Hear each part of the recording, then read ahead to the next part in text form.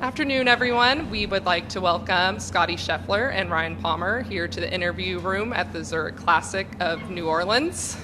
Gentlemen, welcome. Want to get just some opening comments about how this duo and partnership started. You want me to go? Go ahead. All right, I'll go. Ryan, I've known Ryan since, he's been working with Randy Smith. We have the same coach at home. We work out together in the off season, and same trainer, we play a lot of games at home, and so it was a pretty seamless decision. We'll have some fun. Yeah, I knew, obviously, when John and I won here a couple years ago, he made it pretty clear early in the year that he was not playing, and so, because he was playing next week, and so, I want to play with guys that I know real well, good friends of mine, not just because, obviously, the big talk around is I keep playing with guys that are top-ranked players. Well, I mean, they want to play with me, which is a good thing. So, no, I approached Scottie back in February at LA, and I knew Bubba was playing with Harold, and they played last year, and knowing Scottie, I knew he wouldn't take 4 weeks off.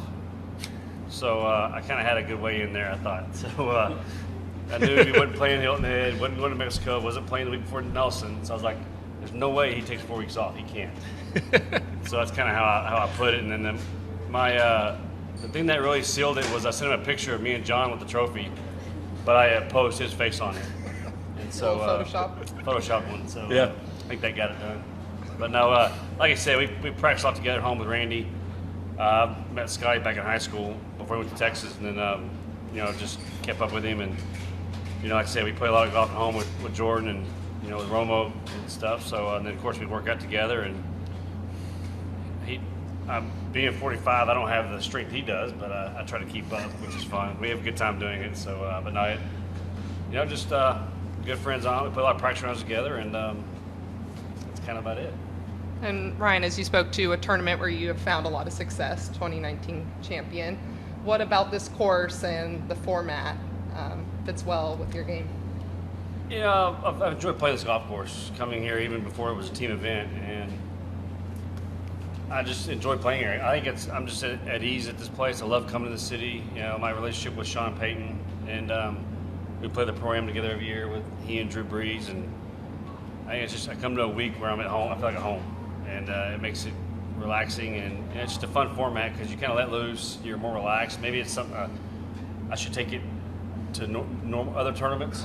This relaxation, and but then I played 2 years with Jordan, who's a close friend. John Rahm became a good friend, and playing with Scottie, it keeps me relaxed, and I just kind of let my game take care of itself, and I played well here. So I guess it says a lot when you're relaxed and enjoying it. And Scottie, this is the first time we're speaking with you since your win at the Masters. What did you do between your time in between, and has there been any specific moment where you've really been like, wow, and this sunk in? Yeah, I wouldn't say it's really sunk in. I've had a good stretch recently, but I took a little bit of time at home last week to just relax. I was a bit drained, and so I did not do much last week at all. I just chilled at home. I spent a lot of time in my backyard. I went out and started practicing again on the weekend. It was nice. I took a good 5 days off, and for me, that's a decent amount of time. And I felt refreshed when I got back out Saturday, and then we spent Easter Sunday with my family, and then Monday I was just itching to get back out on the golf course. And so I guess Ryan was right. Taking 4 weeks off in the middle of the season is too long for me. But this is it's such an easy event for me to come down here and play, and playing with Ryan, I know I'm gonna have a good time, and we're looking forward to this week. And heard you received a letter from President Bush. Mind sharing the story on that? Yeah, his handwriting is really hard to read. If he listens to this, I heard he's a good artist now. He's got to do some work on his handwriting, but no, stuff like that is pretty cool. To have someone like that reach out and just to congratulate me is really special, and that's probably kind of the only moments I've had where I kind of sit and reflect on what's happened the past month and a half, 2 months, and then obviously the Masters is such a different event than the rest of them, and just getting some messages like that from people I've looked up to for so long is really special. Thank you. With that, we'll open it up to questions for the media. And we'll start here in the front. Ryan's played with Sean and Drew a lot. They're New Orleans royalty. Scottie, your thoughts on getting to play with those guys today? I mean, you had one of probably the biggest gallery out of any the Pro-Am guys today. Yeah, I don't think many of them were out there to see me and Ryan play. So, yeah, we had some fun today. Drew and Sean are both good dudes. I'd never met them before today, and, we had a lot of fun. Ryan obviously knows them really well, and, we had a good time. They're pretty much just normal guys like the rest of us. They get frustrated playing golf. I mean, we had a good time. Just fun, normal guys. We'll go over here on the right. Yeah, to bounce off that, Scottie, you were almost taunting Peyton at times and Breeze at times when they were like on 17 and whatnot. I guess, like, how much of this week are you just kind of having fun with it, for lack of a better term? Definitely the Pro-Am days. We're having a lot of fun out there. We got to keep it light, especially with those guys. Like, Drew's still really competitive. You could see he was still getting a little fiery out there, which was kind of fun to watch. And Sean's a good sport. We had a lot of fun with those guys today, and it's nice having it light today. And we'll still have fun tomorrow, but it'll be a little bit more business. Wednesdays you gotta relax and save your energy for the rest of the week. And with Ben. Apologies, boys, if you answer this, especially you, Scottie, but what's your ceiling, do you think? 4 and 6 is pretty impressive, not done since Jason Day's run in 15. What do you think you can do? Like, where do you think you can take this? For me, I don't look too far ahead. I don't pay attention to that kind of stuff. People kept asking me last week at the Masters. I think they kept saying 3 out of 6, and I had to remember if it was 3 out of 5 or 4 out of 6. Like, I couldn't remember what it was, just because I really just try and stay in the moment. So for me, that's fun for you guys to talk about. It's nice to be on a good run, but all I'm really focused on is this week and getting prepared to play with Ryan, and goals, expectations, nothing like that changes for me. I just like being out here playing golf.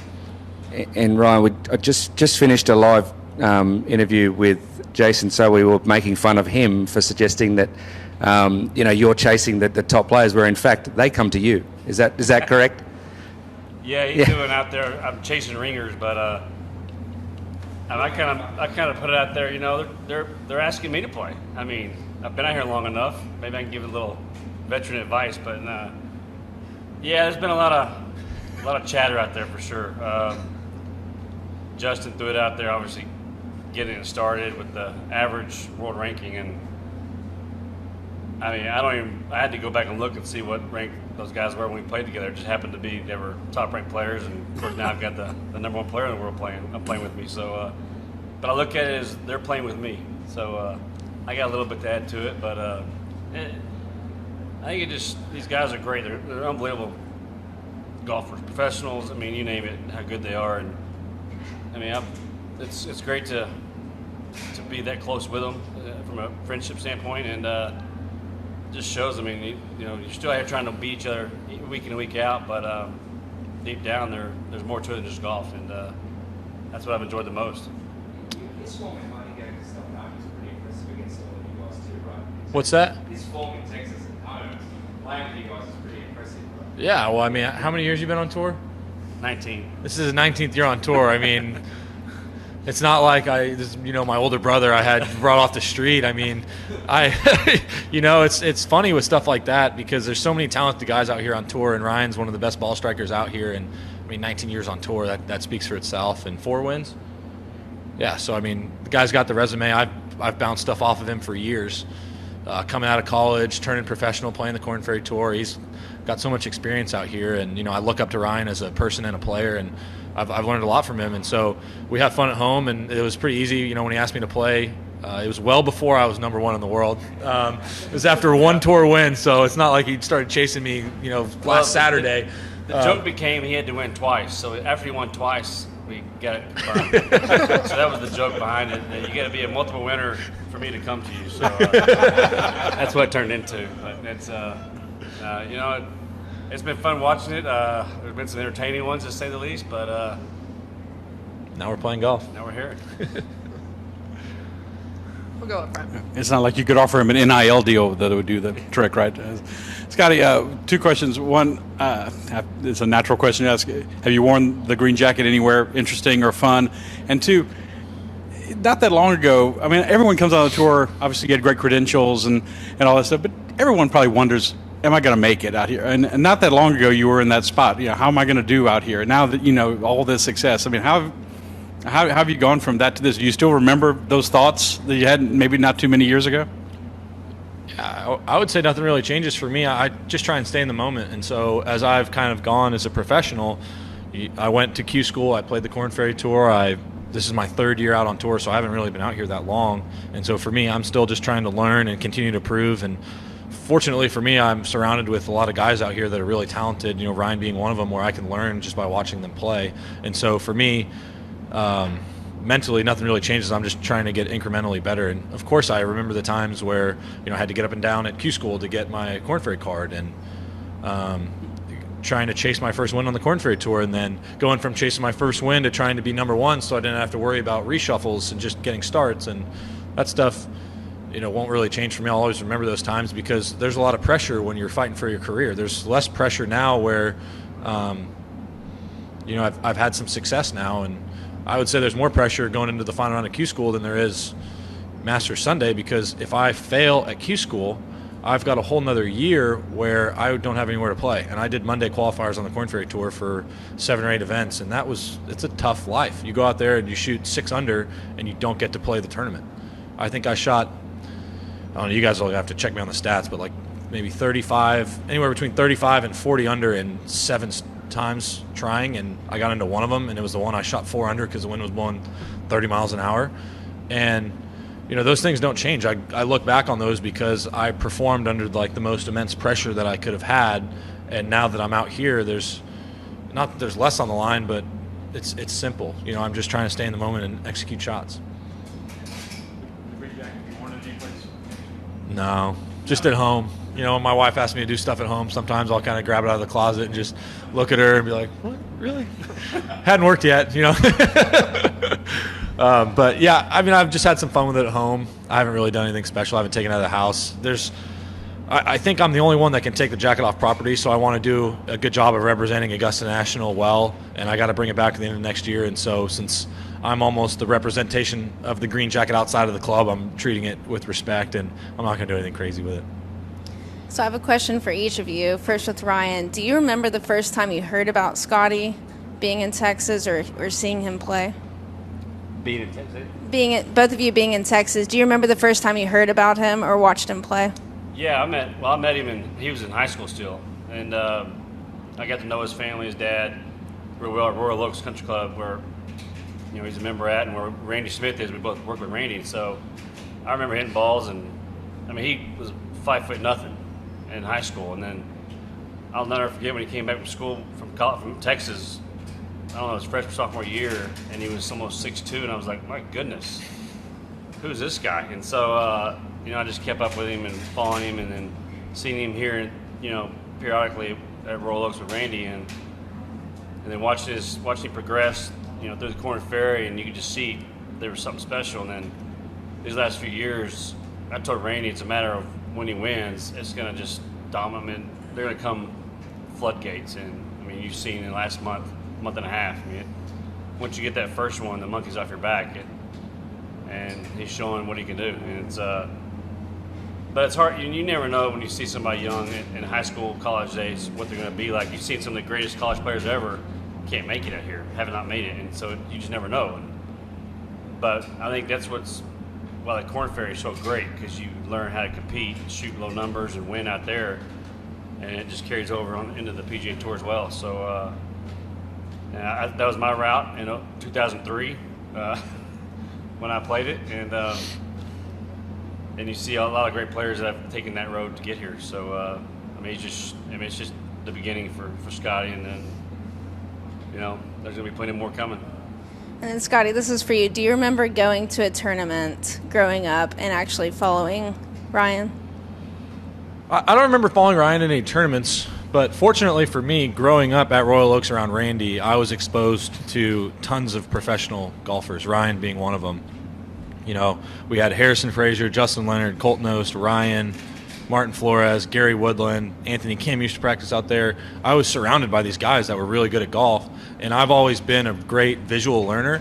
And so when they'd be out there, I mean, I would camp out at Royal Oaks all day. Summertime, I'd be out there the entire day. And so what I would do is I would follow these guys around, and they were nice enough to let me do that. And so, you know, at 10 years old, with me chirping at them while they're getting a lesson, a lot of guys probably won't have the patience for that. And these guys were, for me, it was fortunate enough that, you know, they let me hang around. And I learned a lot just by watching them hit balls, chip, how they practice. And so for me, I was able to develop at a young age a lot of skills that guys I was playing against at that time didn't have because they were never been exposed to it.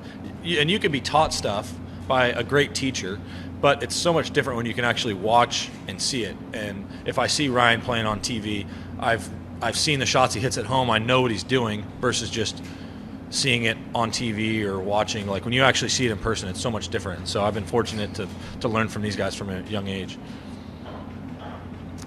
We're going to go here in the back, Chris. One question for each of you. First off, Ryan, the 11th hole lost the big tree right just short of the green. I want to know how different that hole plays now.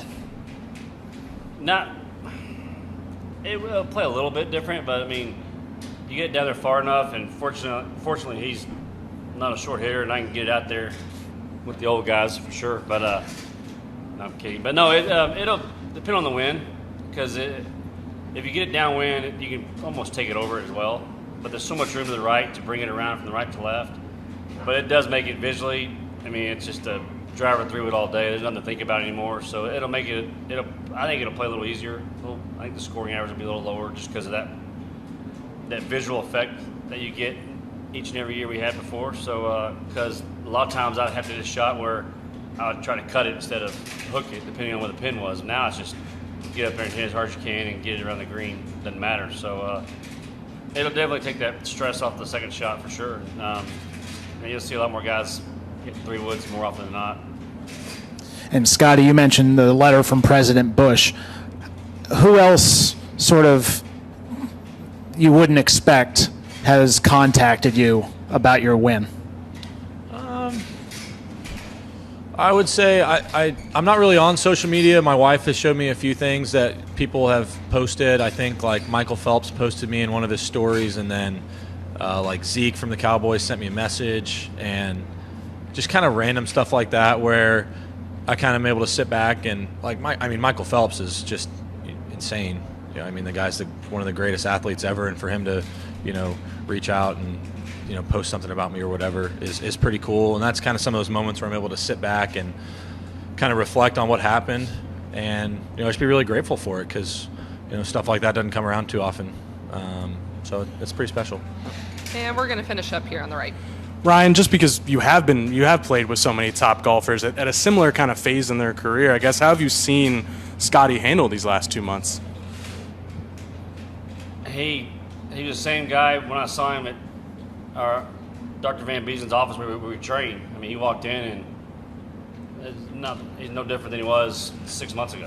And that's what's so unique about him is just he's such a humble and down-to-earth guy. I mean, and he said, I've listened to plenty of interviews how he said he'll never change. It's just, you know, his upbringing has been so great. His family, I know them all, and they're such great folks. And that's what's so great about him is somebody be thrown in that limelight so fast, and to do what he's done, and then being at home, it's like nothing's changed. Even, you know, seeing him this morning for the first time, playing today, it's the same guy that I've cut up with for the last 2 years on tour playing practice rounds, and that's what is very unique, and you don't get that very often. It's so easy to, it's such an individual game, but he's taking it to where he knows he's got such a great team around him, and you know, a lot of good friends around him as well from back home. So, but no, he's the same guy that it seems like to me, and nothing's changed on the outside for me. So it's pretty